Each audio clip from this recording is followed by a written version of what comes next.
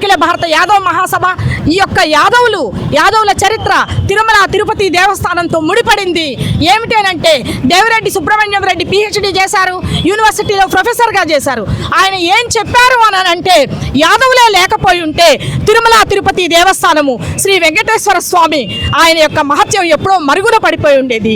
వీర నరసింహ దేవ యాదవరాయలు గుడి ప్రాకారాన్ని కట్టించారు. ఇమ్మడి నరసింహ యాదవరాయలు ఈ యొక్క చంద్రగిరి కోటని నిర్మాణం చేశారు.